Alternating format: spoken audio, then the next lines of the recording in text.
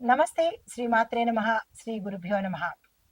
ఖగోళ శాస్త్రంలో మనం ఎప్పుడూ చెప్పుకుంటున్నట్టే ప్రతి నెల, ప్రతి రోజులకు లేదంటే ప్రతి సంవత్సరము ఇలాగా గ్రహాలు తమ తమ దిశలో ప్రయాణాలు చేస్తుంటాయి.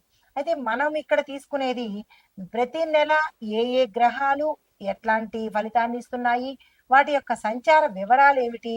ఏ ఏ గ్రహాలు ఎన్నెన్ని సార్లు తిరోగమనంలో పెడుతున్నాయి? లేదా వక్రగతిలో పెడుతున్నాయి? లేదా సక్రమంగా పెడుతున్నాయి? ఇలాంటివన్నీ మనకి పంచాంగం ప్రకారము ఖగోళ శాస్త్రంలో నిక్షిప్తం చేసి ఉంచారు మన పంచాంగకర్తలు. దాన్ని మనము ఇప్పుడు మాసానికి అనుగుణంగా, వారాలకి అనుగుణంగా మనం ఏం చేస్తూ ఉంటామంటే ప్రజలకు తెలియపరచడం కోసము ఈ గ్రహాల సంచారం వల్ల ఎట్లాంటి ఉపయోగాలుంటాయి, ఏమేమి పనులు చేసుకోవాలి, ఏమి పనులు చెయ్యకూడదు అనే విషయాలను మనము ఇప్పుడు ప్రస్తావించుకుందాము. అయితే ఈ మే నెలలో ప్రత్యేకించి చాలా గ్రహాలు అటు ఇటు తిరగడము, కొన్ని గ్రహాలు కలుసుకోవడము, ఈ వాటి ఫలితాలు ఆయా రాసుల వారికి, దేశానికి, అందరికీ వర్తింపజేసే ఈవెన్ వాతావరణానికి కూడా వర్తింపచేసేటట్టుగా ఉండబోతూ ఉంటాయి. అయితే మనుషులొక్కటే కాదు ఈ గ్రహాల వల్ల బాధపడేది. దేశ ఆర్థిక పరిస్థితి, రక్షణ విభాగము, న్యాయ విభాగము, పశుపక్ష్యాదులు, వాతావరణము ఇలా ప్రతి ఒక్కటి కూడా ఇంపాక్ట్ పడుతుందన్నమాట. అంటే వాటి యొక్క ప్రభావము పడుతూ ఉంటుంది. అలాంటి సందర్భంలో ఇప్పుడు మనకి మే నెలలో నక్కను తొక్కే రాసులంట. అంటే మనకి నక్కను తొక్కడం అంటే ఏమిటి అంటే అది మనకు వాడుక భాషలో అంటూ ఉంటాము. లక్కు కుదిరిందిరా, నక్కను తొక్కారురా అంటుంటాం కదా! అంటే ఏంటంటే వాళ్ళకి విశేషంగా కలిసి రాబోతోంది. అది కొన్ని రాశులకి మిశ్రమ ఫలితాలు, మరికొన్ని రాశులకు మంచి ఫలితాలు ఇవ్వబోతున్నారు. అయితే ఈ సమయంలో ఎవరు నక్కని తొక్కేటట్టుగా ఉండబోతున్నారు? ఏ గ్రహాలు మనకి ఇప్పుడు వస్తున్నాయి అనే అంశంలో రాహు, కేతువులనమాట. జనరల్‌గా అందరూ అనుకుంటారు రాహు, కేతువులు చెడు చేస్తారు అని అనుకుంటారు. అవి నీడ గ్రహాలు అనగా ఛాయాగ్రహాలు, కీడు గ్రహాలుగా భావిస్తూ ఉంటారు. కానీ అవి కీడు గ్రహాలు కాదు. అవి కూడా మంచి చేస్తూ ఉంటాయి. అది ఏ గ్రహాలు మంచి చేసినా, ఏ గ్రహాలు చెడు చేసినా అది మన యొక్క కర్మ ప్రభావమే. గత జన్మలో కానీ, ఈ జన్మలో కానీ మనం చేసుకున్న పాప, పుణ్యము ప్రభావమే ఈ గ్రహాలు మనకి ఇస్తూ ఉంటాయి. ఫలితాలు ఇస్తూ ఉంటాయి. అంతేగాని అవేదో మన మీద కక్ష కట్టి చెయ్యవు. మనం ఏమి చేస్తామో అవి మాత్రమే ఇస్తాయన్నమాట. కాబట్టి ఆహ్, ఈ సమయంలో మే నెలలో రాహు, కేతువులు ఎలాంటి ఫలితాలు ఇవ్వబోతున్నారు అంటే జనరల్‌గా ఈ రాహు, కేతువులు నిదానంగా సంచారం చేసే అంటే శని భగవానుడి తర్వాత అంత నిదానంగా నడిచే రాసులు గ్రహాలు ఈ రాహు, కేతువులన్నమాట. అయితే ఈ రాహు, కేతువులు ఈ మే నెలలో తమ రాశులను మార్చుకుంటాయి. ఇన్నాళ్ళు ఒక రాశిలో ఉంటే ఇప్పుడు అవి వేరే రాశిలోకి ప్రయాణం చేస్తూ ఉంటాయి. ఆ ప్రయాణ క్రమంలో ఎలాంటి ఫలితాలు ఇవ్వబోతున్నారు అనేది ఇప్పుడు మనం కూలంకషంగా తెలుసుకుందాము. అయితే మే 18 నుంచి మీనరాశిలోకి రాహువు అంటే రాహువు మే 18న మీనం నుంచి కుంభంలోకి అంటే వెనక్కి వెడుతున్నాడన్నమాట. కేతువు ఏం చేస్తున్నాడు? కన్యా రాశి నుంచి సింహరాశిలోకి ప్రయాణం చేస్తున్నాడు. అయితే ఈ ప్రయాణ ఫలితంగా మనకి ఎలాంటి పరిస్థితులు ఉండబోతున్నాయి? దీంతో పాటు ఏ ఏ రంగాల వాళ్లకు దేశ కాలమాన పరిస్థితులు ఎలా ఉండబోతున్నాయి అనేది ఇప్పుడు మీకు వివరంగా తెలియపరుస్తాను. అయితే ఈ ప్రభావము మనకు విద్యా విద్యా సంస్థల మీద అంటే విద్య మీద ఎలాంటి ప్రభావం చూపిస్తోందంటే దీని కారణంగా విద్యా వ్యవస్థ ఎక్కువగా ప్రభావితమయ్యి సాంకేతిక పరిజ్ఞానం మీద దృష్టి పెట్టేటట్టుగా ఉండబోతోంది. తరువాత ఉద్యోగ రంగం చూసినట్టయితే కనుక సాంకేతిక రంగాలలో ఎక్కువగా ఉద్యోగ అవకాశాలు పెరిగే దిశ కనబడుతోంది. ప్రభుత్వ రంగాలలో ఉద్యోగ నియామకాలు కూడా అంటే గవర్నమెంట్ జాబ్స్, ఇటు టెక్నికల్ గా జాబ్స్ ప్రైవేట్ పరంగాను, గవర్నమెంట్ పరంగాను ఉండబోతున్నాయి. ఇది చాలా మంచి విశేషము. దీంతో పాటుగా వ్యాపార సంస్థలకు ఎలా ఉండబోతోంది అంటే కనుక ఈ మార్పుల ఆధారితంగా వ్యవసాయానికి సంబంధించినటువంటి వ్యాపారాలు ఎవరైతే చేస్తున్నారో వారికి విశేషంగా అభివృద్ధి దిశలో ఉండబోతున్నారు. అయితే తర్వాత వ్యవసాయంగా చూసినట్టయితే ఈ రాహు కేతువుల యొక్క ప్రభావం వల్ల చిరుధాన్యాల సాగు చాలా బాగా ఉంటుంది. దీనితో పాటు సేంద్రియ వ్యవసాయం లాంటి పద్ధతులు ఉపయోగిస్తే కనుక విశేషమైన పంటలు పండి రైతులకు చేతి నిండా ధనము, చేతి నిండా పని ఉండేలాగా ఈ రాహు కేతువులు అందివ్వబోతున్నారు. అయితే దేశ ఆర్థిక పరిస్థితి ఎలా ఉండబోతోంది ఈ సమయంలో అంటే కనుక వ్యవసాయ రంగంలో పెట్టుబడులు పెట్టేందుకు అవకాశాలు ఏర్పడతాయి. ప్రభుత్వ ప్రైవేటు భాగస్వామ్యాలు పెరిగే అవకాశం కూడా ఎక్కువగా ఈ సమయంలో కనబడుతోంది. అయితే దీనికి మరి మనం ఏం చేయాలి అంటే స్థిరమైన ఆర్థిక విధానాలను అనుసరించాలి. అంటే మాట మాటికి మారే విధానాలు కాకుండా ఒక కాంక్రీట్ విధానాలని తప్పనిసరిగా ఒక సిస్టమ్ ని మనం పాటించాలి. వ్యవసాయ రంగానికి తప్పనిసరిగా మద్దతు మన దేశ పరిస్థితులు కల్పించాలి. మన నాయకులు కానీ దేశ పరిస్థితులు కానీ వ్యవసాయానికి పెద్దపీట వేసి దానికి సంబంధించినటువంటి మౌలిక సదుపాయాలు, మద్దతుని, సపోర్టుని ఇవ్వాలి. అయితే రక్షణ విభాగం చూసినట్టయితే కనుక సైనిక రంగంలో సాంకేతికత ఎక్కువగా డెవలప్ అవుతుంది. అంటే టెక్నికల్ గాను డిజిటల్ గాను డెవలప్మెంట్ సైనిక విభాగంలో కనబడుతోంది. దీంతో పాటు సైబర్ భద్రత మీద దృష్టి తప్పకుండా పెట్టాలి ప్రభుత్వము. మనం ఏం చేయాలి అంటే కనుక అంటే ప్రభుత్వం ఏం చేయాలి అంటే కనుక సాంకేతిక పరిజ్ఞానాన్ని అభివృద్ధి తప్పనిసరిగా చేసుకోవాలి. దీంతో పాటు సైబర్ భద్రతా చర్యలు తప్పనిసరిగా తీసుకోవాలి. ఎక్కడ చూసినా డే బై డే సైబర్ నేరాలు ఎక్కువైపోతున్నాయి. ప్రజలకి మొబైల్ పట్టుకోవాలంటేనే భయమేసేటట్టుగాను అది ఒక వెపన్ గా కనబడుతోంది. మాట్లాడాలన్నా భయమేస్తోంది, ఒక ఏదైనా ట్రాన్సాక్షన్ చేయాలన్నా భయమేస్తోంది. ఇంత భయానికి ఆ మొబైల్ వల్ల అంటే టెక్నికల్ గా టెక్నాలజీ పరంగా పెడుతున్నాం కాబట్టి అట్లాంటి భయాన్ని ప్రజల నుంచి దూరం చేసేందుకు ఈ స్కామర్లని అరికట్టేందుకు ప్రభుత్వము నిర్ణయాలను తీసుకునే దిశ ఈ సమయంలో కనబడుతుంది. తర్వాత న్యాయపరంగా ఎలా ఉండబోతోంది అంటే కనుక న్యాయ వ్యవస్థలో డిజిటలైజేషన్ ఎక్కువగా మెరుగుపడుతుంది. న్యాయ సేవలు కూడా ప్రతి ఒక్కళ్ళకి అందుబాటులోకి వస్తాయి. అయితే దానికి మనం ఏం చేయాలి? మనము అంటే ప్రజలు అంటే ప్రభుత్వము న్యాయ వ్యవస్థను తప్పనిసరిగా డిజిటలైజేషన్ చేసేందుకు సహాయం చేయాలి. రెండో పాయింట్, న్యాయ సేవలు ప్రజలకు అందుబాటులోకి రావాలి. సామాన్యుడికి న్యాయము అస్సలు అందుబాటులోకి రావట్లేదు.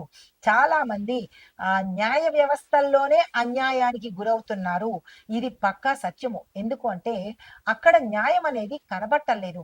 అక్కడ వాళ్ళకే న్యాయం కనబడినప్పుడు ఇంకా సామాన్య ప్రజలకి న్యాయం ఎక్కడి నుంచి వస్తుంది? కాబట్టి న్యాయం అనేది ప్రతి ఒక్కళ్ళకి అందుబాటులోకి రావలసిన ప్రయత్నాలు ప్రభుత్వం తప్పనిసరిగా తీసుకోవాలి, తీసుకుంటుంది కూడా. ఎందుకు అంటే అట్లాంటి పరిణామాలు మనకి రాహు కేతులో తిరోగమన దశలో అలాంటి మార్పులు కూడా మనకి గోచరిస్తాయి.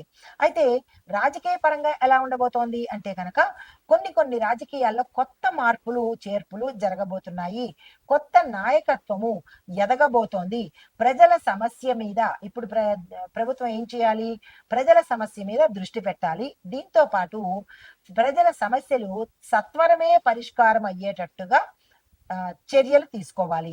స్వచ్ఛమైన పాలనను ప్రజలకు అందించే ఏర్పాట్లు ప్రభుత్వం తీసుకోవాలి. ఇది రాజకీయ పరంగా. మరి వాతావరణ పరంగా ఎలా ఉండబోతోంది అంటే కనుక వాతావరణంలో తీవ్రమైన మార్పులు చోటు చేసుకుంటున్నాయి. అత్యధిక ఉష్ణోగ్రతలు, అత్యధిక గాలులు, ఉపద్రవాలు, తుఫాన్లు, తర్వాత భూకంపాలు, ఇలాగా ప్రతి క్షణము ఉత్కంఠతతో ఏది ఎండ ఎక్కువ ఉంటుందా, వర్షం వస్తుందా తెలియలేని పరిస్థితిలో వాతావరణం ఉండబోతోంది. మరి దీనికి మనం ఏం చెయ్యాలి అంటే కనుక ఇది ప్రజలు చేసే పని.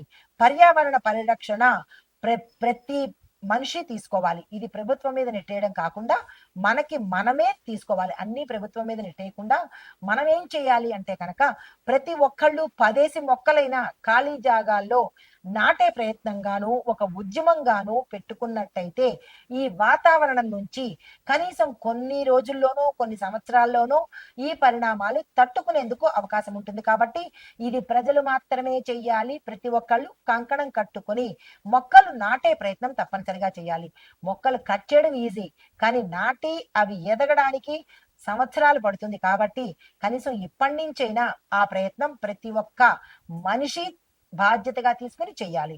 అయితే పునరుత్పాదక ఇంధనాలను వినియోగించుకోవాలి. అంటే ఎక్కువగా అదే ఇంధనాలను మనము వాడేటట్టుగా, కొత్తగా కాకుండా పునరుత్పత్తి దాని నుంచి ఇంకొకటి చేసేటట్టుగా అలాంటి ఇంధనాలను మనం కనుక వాడినట్టయితే కొంత సానుకూలమైన ఫలితాలు పొందుతాము. అయితే ఆరోగ్యపరంగా ఎలా ఉండబోతోంది అంటే కనుక ఈ కాలంలో అనారోగ్య సమస్యలు చాలా తీవ్రంగా కనబడుతున్నాయి. వడదెబ్బలు తగలడము, ప్రజలు చనిపోవడము, అతివృష్టి తుఫాన్ల వల్ల చనిపోవడము, భూకంపాల వల్ల చనిపోవడము, అంటే ప్రజా నష్టము చాలా ఎక్కువగా ఈ సమయంలో గోచరిస్తోంది. అది మనం చేసుకున్న తప్పే కాబట్టి అనుభవించి తీరవలసిందే. అయితే మనం ఏం చేసుకోవాలి అంటే కనుక ప్రతి ఒక్కరూ ఆరోగ్యకరమైన జీవన శైలి అనుసరించాలి. ఇది ప్రభుత్వ పని కాదు. మీరు ఈ ఆహారం తినండి, ఈ వంట వండుకోండి, లేదంటే ఈ డిష్‌లో తినండి అని ప్రభుత్వం చెప్పదు.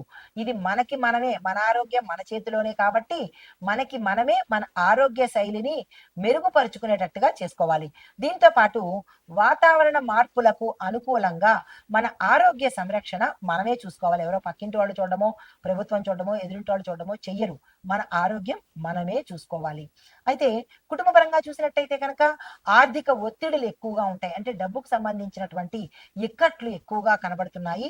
వాతావరణ మార్పుల కారణంగా కుటుంబ జీవితము ఎక్కువగా ప్రభావితం అయ్యేటట్టుగా కనబడుతోంది. ఎందుకంటే ప్రతి కుటుంబంలోనూ అనారోగ్యము, రోగాలు, రొచ్చులు మరి ఉంటున్నాయి. ఇష్టానుసారంగా తినేయడము, ఇష్టానుసారంగా ఖర్చులు పెట్టడము, ఏది పడితే అది తినేయడము, కడుపుకు వేసేయడము, మరి దానివల్ల ఏమవుతాయి? మనకే నష్టాలవుతాయి. మరి దానికి తగ్గ ఫలితం కూడా మనమే పెట్టుకోవాలి. దానికి తగ్గ ఖర్చులు కూడా మనమే పెట్టుకోవాలి. అదన్నమాట సంగతి. కాబట్టి ఇక్కడి నుంచైనా జాగ్రత్తగా ఏది పడితే అది కడుపుంది గదా అని ప్రతి చెత్త కడుపులో వేస్తే దాన్ని కోయించుకునే బాధ్యత కూడా మీదే అవుతుంది. కాబట్టి దానికి తగ్గ ఖర్చులు కూడా మీరే పెట్టుకోవాలి. ఆర్థిక ఒత్తిళ్ళు ఎక్కువవుతాయి. అప్పులకు పెడతారు. అప్పులు తీర్చలేక చచ్చిపోవడాలు, ఉరులు, ఆత్మహత్యలు ఇవన్నీ మనంతట మనం తెచ్చుకునేవే కాబట్టి చాలా జాగ్రత్తగా జీవితం అంటే సమన్వయంగాను సంతృప్తిగాను బతకడం నేర్చుకోవాలి. కానీ అత్యాశలకు పోయో ఏదేదో చేసేసి బతికితే కనుక అనర్థాలే చూస్తారు. అయితే దీనికి మనమేం చెయ్యాలి అంటే కనుక, అంటే ఇది ప్రభుత్వం చేసేది కాదు. ప్రతి కుటుంబం దగ్గరకొచ్చి మీరు ఇలా ఉండండి, మీరు ఈ బట్టలేసుకోండి, మీరు ఈ తిండి తినండి అని కంచంలో వడ్డించదు. కాబట్టి మనమే ఏం చేసుకోవాలంటే కనుక ఆర్థిక నిర్వహణలో, అంటే మనకి ₹1,00,000 వస్తోందని చెప్పి 10,00,000 ఖర్చు పెట్టకుండా మీ ఫైనాన్షియల్ బ్యాలెన్స్ ని మీరు చెక్ చేసుకోవాలి. దీంతో పాటు కుటుంబంలో సహాయ సహకారాలు ఒకరి మాట ఒకరు వినేటట్టుగాను చూసుకున్నట్టయితే ఇది ప్రభుత్వం పని కాదు, మన పనే గుర్తుపెట్టుకోండి. మీ ఖర్చులను తగ్గించుకునే ప్రయత్నం చేయండి. వాళ్ళు కారు కొన్నారని మనం హెలికాప్టర్ కొనడమో, వాళ్ళు హెలికాప్టర్ కొన్నారని మనం ఇంకో జెట్ కొనడమో ఇలాంటివి కాకుండా మనకి ఏది అవసరమో అది మాత్రమే కొనుక్కున్నట్టయితే ఖర్చులు కంట్రోల్‌లో ఉంటాయి. ఇవి మనకి కాలమానంగా ఈ రాహుకేతుల యొక్క సంచారం వల్ల జరిగే పరిణామాలు చెప్పుకున్నాము. తరువాత మేషాది ద్వాదశ రాశుల వారికి ఎలా ఉండబోతోంది, సమగ్ర వివరణ ఏంటి అనేది తెలుసుకుందాం. తదుపరి రాశి కన్యా రాశి. కన్యా రాశిలో రాహు సంచారము వృశ్చికంలోను, కేతు సంచారము వృషభంలోనూ జరుగుతోంది. అయితే దీని మూలకంగా ప్రభావము ఎలా ఉంటుందంటే విద్యార్థులకు కాన్సంట్రేషన్, ఏకాగ్రత లోపిస్తుంది. అయినప్పటికీ మీరు బెంగపడకండి, అదే ఏకాగ్రతను కంటిన్యూ చేసుకోండి. ఉద్యోగస్తులకు చూసుకున్నట్టయితే లాభదాయకమైన మార్పులే కనబడుతున్నాయి. దానికి తగ్గ ప్రణాళికలు తప్పనిసరిగా వేసుకోండి. వ్యాపారస్తులకు చూసుకున్నట్టయితే కనుక బ్యాంకింగ్, నిధుల లావాదేవీల విషయంలో జాగ్రత్తలు పాటించుకోండి. అంటే బ్యాంకింగ్ రంగము, ఫండింగ్ రంగము, ఇలా నిధులకు సంబంధించిన ఏవైనా ఎఫ్‌డీస్ గానీ లేదా ఫండింగ్‌లు కానీ ఇలాంటి ట్రాన్సాక్షన్స్ చేసేటప్పుడు చాలా జాగ్రత్తలు తీసుకోండి. మోసపోయేందుకు అవకాశాలు కనబడుతున్నాయి. వ్యవసాయదారులకు చూసుకున్నట్టయితే గనక పంటలకు క్రిమికీటకాదుల సమస్య తీవ్రంగా కనబడుతోంది. దానికి సంబంధించినటువంటి ఆహ్, ప ఏవైనా ప్రణాళికలు గాని, ప్రత్యామ్నాయాలు కానీ రైతులు తీసుకోకపోతే పంట నష్టపోయే అవకాశం కనబడుతోంది. అయితే ఆర్థిక పరంగా చూసుకున్నట్టయితే పాత అప్పులు తీర్చే ప్రయత్నం ఈ సమయంలో మీరు చేస్తారు. కొత్త అప్పుల జోలికి ఈ సమయంలో వెళ్ళకండి. అయితే ఆరోగ్యపరంగా చూసుకున్నట్టయితే జీర్ణ సమస్యలు, జీర్ణ వ్యవస్థకు సంబంధించినటువంటి సమస్యలు, గ్యాస్ట్రిక్ సమస్యలు ఎక్కువగా గోచరిస్తున్నాయి. దానికి సంబంధించిన పరిహారాలు, ప్రత్యామ్నాయాలు, జాగ్రత్తలు తీసుకునే ప్రయత్నం చేయండి. ఎక్కువగా ఉంటే డాక్టర్ పర్యవేక్షణ తీసుకోండి. అయితే మీకు చెప్పదగిన పరిహారము శివారాధన తప్పనిసరిగా చేసుకోండి.